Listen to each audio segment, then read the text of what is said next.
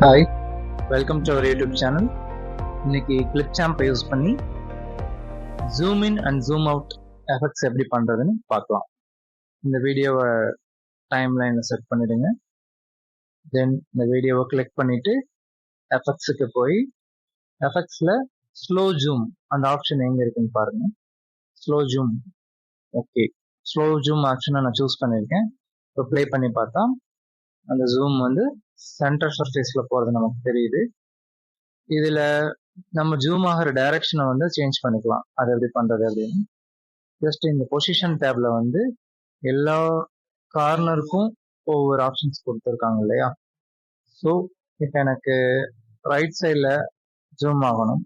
So right tape பண்ணிப்பேன். இப்போ play பண்ணி பார்த்தா அந்த ஜூமிங் பொசிஷன் வந்து மாறி இருக்கு. சிம்பிள்.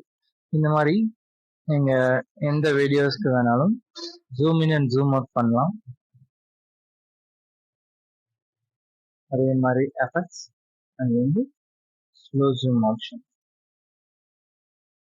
அதில் பொசிஷன் டேப்ல நம்ம சேஞ்ச் பண்ணிக்கலாம்.